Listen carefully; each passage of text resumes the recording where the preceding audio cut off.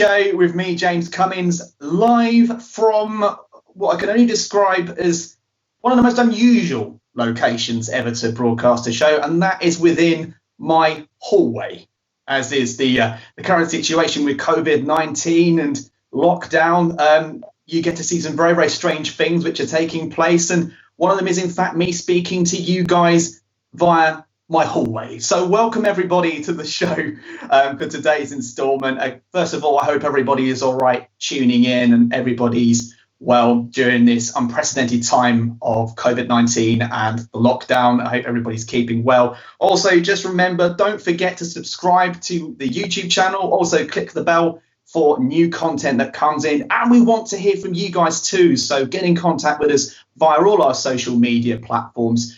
And we want to hear what you have to say from today's show. And joining me for this exclusive show today with me presenting, I couldn't have wished for two better guests to join me for today's instalment. And that is the brilliant partnership of Jim Cooper and Neil Baker. So, gentlemen, hello and welcome. How are you both doing?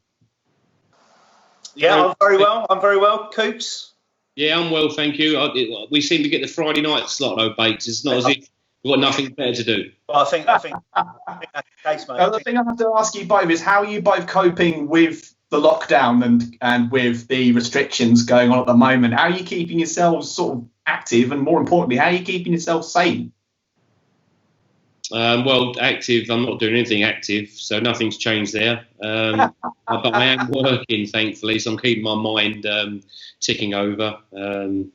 Bless all those people that sadly have to remain indoors all the time.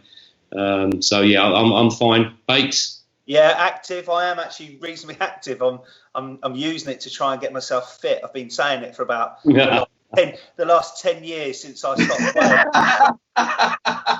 You'll probably remember the last time I played in a senior game was against you boys for Godalming. I think I actually had a good night that night. But so I'm using it to try and get fit, and but outside of that, it's boring as hell. Well, I tell you what, guys, I nearly killed myself this morning. Earlier on today, this morning, I got nominated for the 5K challenge, and honestly, the Guinness and the Kinder Eggs have caught up with me, because I nearly died this morning. It was a tough challenge to actually do that, and I thought I'd be all right. But honestly, if you do it, don't knock it. It's for a great cause, but just be careful when you do it, because you might end up doing on well by the end of it, at least. So, but at least we're keeping each other sane, and you guys are all well and healthy. So that's the most important thing of all. Just to start on a rather sad note, really, of course, we know the current situation around us is unprecedented with the coronavirus and COVID-19. And we tragically lost a footballing great earlier on today, and that was with Norman Hunter, who died at the age of 76 as a result of the coronavirus. A massive player of the game, of course, Leeds United legend through and through. 14 years he spent at the club, winning 2 league titles in 1969, 1974. Of course, part of that amazing team under Don Revie. We can say that he was a footballing great, especially in that amazing team under Don Revie. And it just goes to show, Jim, that this disease and this virus doesn't discriminate at all, does it? No, it's indiscriminate, and that is sad news. And I'm sure that the footballing world would want to send our condolences to all connected to his family. Yeah, sadly, I think he won't be the last, and that's the times we're living in. It is very, very tragic indeed. Of course, we also lost Peter Bonetti as well the previous week as well. Chelsea legend, goalkeeper too, last week. It just seems like at the moment, and just to stress that, of course, there are more important things around us at the moment. We've mentioned on the show much before that our main aim is to get to the end of the coronavirus, make sure that we can get to a situation in which we can continue normal life, and that may take months to get to. And of course, the big story at the moment is, when will football actually start and when will it resume? And of course, today the Premier League is meeting with a decision whether to restart and aim for the deadline of June the 30th. But there's already been a bit of news come through this afternoon, which came through regarding the English Football League, and that came through from the executive Rick Parry, who said that they are looking into streaming games for the remainder of the games which are required to play, which is an unprecedented thing to happen. I'll go to you, Neil, with this question. Do you think it's going to be a popular decision to stream games with nobody there? Do you think it's going to be a positive move to do that? I mean, it's a surprise, if I'm honest. I probably wasn't expecting that down at League One, League Two, because I think the lifeblood of those clubs are supporters coming into the ground spending money. So I'm not quite sure how that's going to work. Maybe they're going to have the rights to be able to stream their games, charge people an entrance fee effectively for watching it. Maybe that's a way that they're looking into it. It's a novel idea, and it'd be interesting to see whether it works. Obviously, they're looking to try and get it finished, which, from my point of view as manager of Slough in the National South, does give me a little bit of confidence that with them looking to get it finished, it might mean that the National League try and do something, even if they finish the season and we have the playoffs. Obviously, I've got a vested interest at the moment. So, so it's interesting, very interesting news, and remains to be seen when that would start. But, wait and see, I guess. Yeah, of course, very interesting news coming forward with that. And we're going to now go into the fact that the National League are deciding whether to continue the season or not. Of course, they've been having a discussion, especially with the 24 clubs in the Panorama National League, to whether they want to continue or not. At the moment, 10 clubs have decided they actually want to end the season now. 9 are undecided, 4 want to carry on, 1 doesn't want to disclose their decision or not. Do you think there's indecision from a decision like this to actually go to the clubs and have a result like this? Is this part of the problem, Jim, with this kind of result that we've got just from this alone, from these National League clubs? Is this a kind of problem that we were always going to face, given, give or take, the current climate that we're in, to come to a decision? Steve King at Dartford, I thought, eloquently put across his opinion this week in the non-league paper in relation to they're voting on something that they don't actually know what's going to happen. So, and Bakes and I covered it last week as well. How can you ask people to vote for something and not give them the option as to actually what the outcome's going to be? So I can see why 9 are undecided, and there's a lot of confusion there. I just think that they need to clarify what the actual outcome of the vote will be, and then give them a deadline to make that decision. And if it's a majority decision, then so be it. But they need further clarity around that. Yeah, I couldn't agree more with you on that. I think it's a very, very opaque canvas that the league and the clubs have got to work with. Of course, nobody's been in this situation before, so it's quite difficult to actually come to a resolute conclusion because nobody's ever experienced it before. I'll go back to you, Neil, and this question's particularly for you. I was surprised, really, when looking at the decision of whether to continue the season or not for the South and North leagues of the Panorama National Leagues, that only 4 clubs get the right to actually make the decision. And if that decision isn't come to a deadlock, then the chairman makes a decision. Is that fair? Because surely, from my point of view, from a background perspective, that's completely it's completely unfair. I can't get my head around it. I really can't. I mean, why is it that we don't have a vote? Effectively, we don't have a vote. There's 88 teams in the National League, and they're effectively saying, what is it? No, well, 68. I can't remember wherever it is, but you're effectively sitting there saying, well, okay, the teams in the top level have a vote, and you guys down there, well, you might have a vote, but it depends whether it's worth. I mean, how do they even work out the 4 votes? What that's going to. I just honestly, I can't understand why an organisation like the National League isn't giving everyone a fair vote. We're all in the same structure. I just can't get it. I can't get my head around it, to be honest. But it's thing, to be honest, Neil, and I can sense your frustration. I think your frustration is also vexed by everybody else who is within your situation and the current situation that we're in. My next question really goes on to saying, and this is for both of you, I mean more so towards you, Neil, because you're a manager in the Vanarama South. How badly do you think this whole situation has been handled by the league?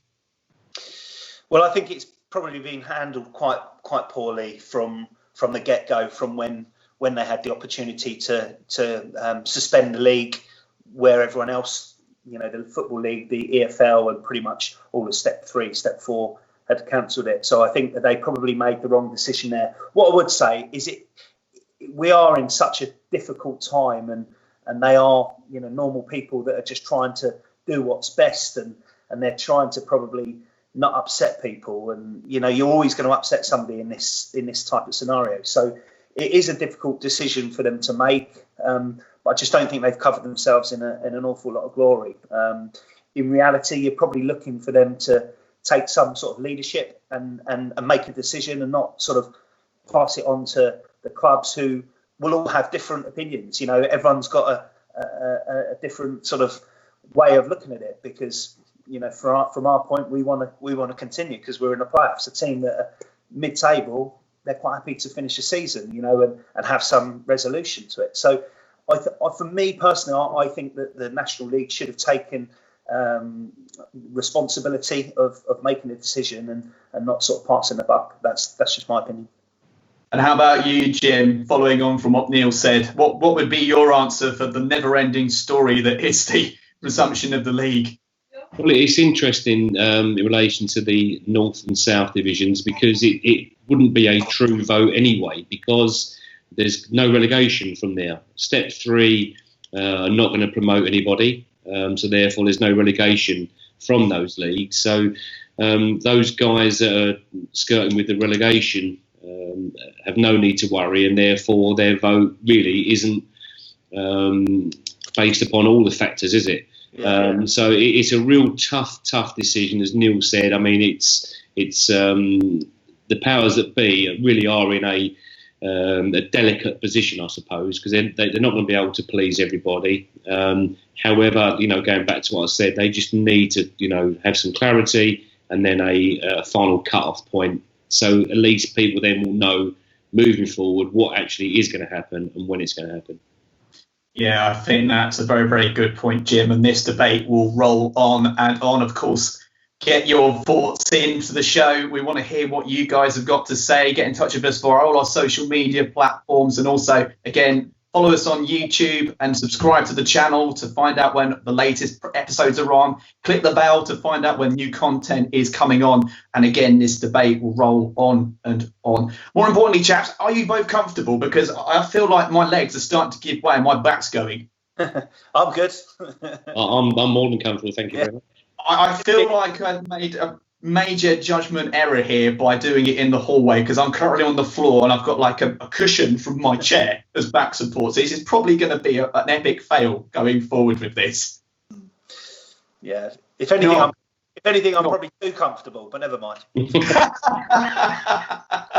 Well, at least you're more comfortable and you're not uncomfortable. That is the key thing. So, right, moving on to the next point, and this is something which I'm really surprised with, and especially given the timing and the current situation that we're all in, and this again moves away from Neil's area in towards Jim's, and that is the announcement which was made a couple of days ago of Beck Victor's termination of their sponsorship of the Isthmian Leagues. Of course, they've only had one season, or you can't even count it as one season as a whole, because the season hasn't really been completed. But the decision was made to terminate the contract to sponsor the Isthmian Leagues early, and basically put the Isthmian League in a real tough position as whether to find a brand new sponsor. Of course, the decision apparently was made before the outbreak of COVID-19 took place, and Nick Robinson, the chairman of the league, has said he hopes to get a new sponsor, but of course cannot stress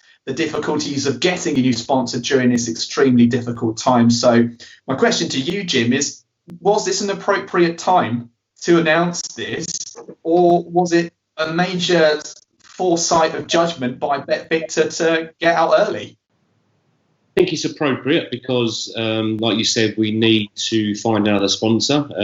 It's not just obviously the Isthmian League; it's the Southern League. They also sponsored, etc. So it's a huge loss to non-league football. However, it's no real surprise to me, if I'm being honest. I was very, very surprised that the leagues took up the offer to go into association with a betting company based on the fact that no one in the football circles involved can vote, can actually bet, etc., and it caused problems with their websites.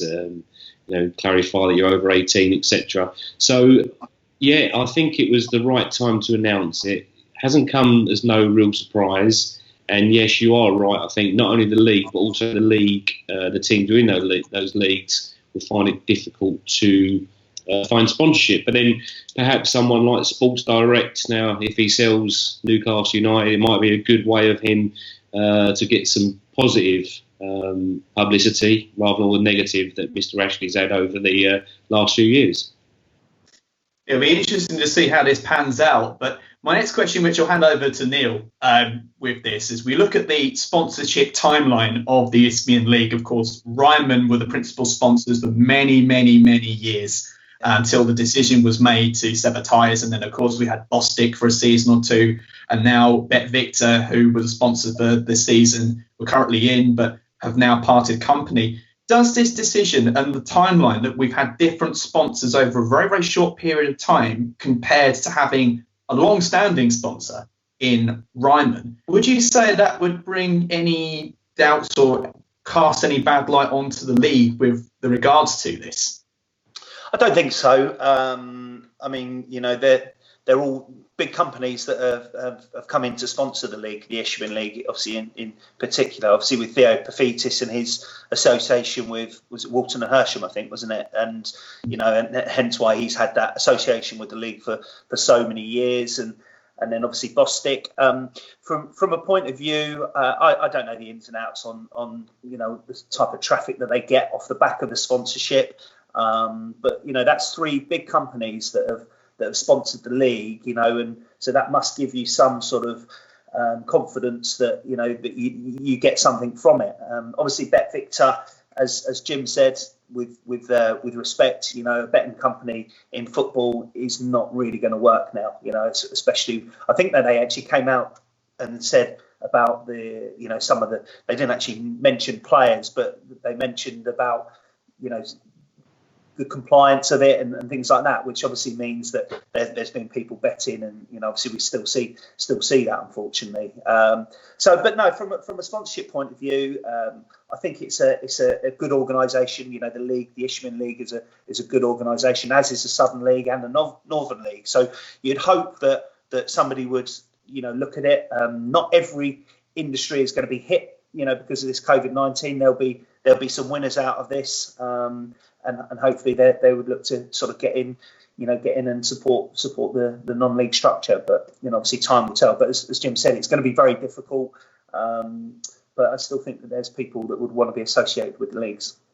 Yeah, absolutely. It's a very, very good couple of points raised there, Neil. And from your perspective, Jim, of course, as a manager of Grays Athletic, of course, involved in the Isthmian League, what would be the most positive outcome for you as a manager or as somebody who's got a vested interest with this story? As a sponsor, what would be the most positive outcome that you would like to see as a result of this decision?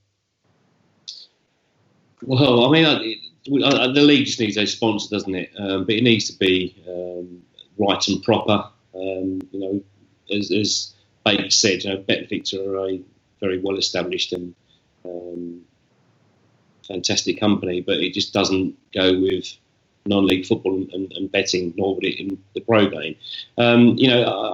There's big opportunities, I think, for sponsors here. I just want to make a quick point in relation to the actual FA, though. I do think that they don't make it easy for step 3 and below to get sponsors, because I do feel as if beyond step 2, it's a bit of an afterthought for non-league football down the lower echelons of non-league football. So I just think that if the FA support step 3 and below a little bit more, if possible, of course, then I think that sponsorship would be a little bit easier to attract the bigger companies. No, that's an absolutely superb point you've made there, Jim. And it is actually more of a thought going into it to see if the FA would support leagues in the lower part of the pyramid for sponsorship. And we've all seen firsthand the difficulty in clubs gaining sponsorship and leagues gaining sponsorship to the point where clubs are going to fold. Of course, the difficulty with what we're in at the moment is we're very, very hopeful that a decision can be made very swiftly. I doubt that will happen because of the gravity of the situation we're currently in at the moment. We do hope that a decision is made very quickly and the financial aspect at least can be resolved and sorted out in a very decent time period or in time frame. My other question will be, and I'll put this to both of you, do you expect there to be a decent financial package to come out of this decision, wherever it may be? The season has continued in another vein of form. I think it's a bit different for you, Jim, because the season is now over as far as the league is concerned, and more so for you, Neil. If whatever decision goes, whether the season begins again or it's completely finished, do you feel that there could be a sufficient financial package to aid your club? And the same for you, Jim, because the season's over for the games that haven't taken place.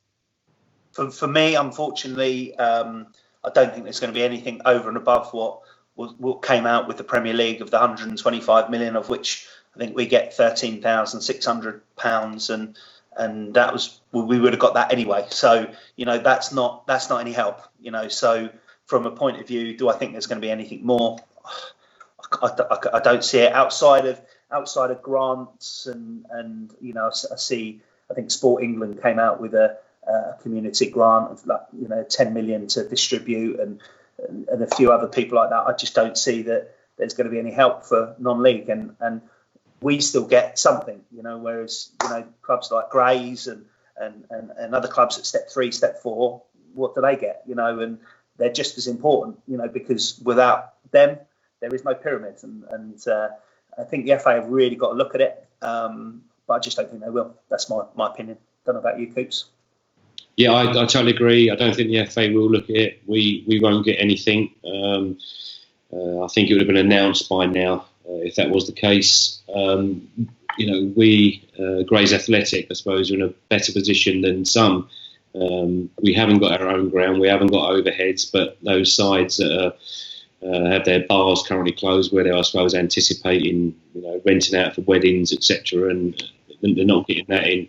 So it's going to be tough times for clubs at our level and below, as it will be for step 2 and 1, no doubt. Listen, it's one of those things. We all want money, from the FA.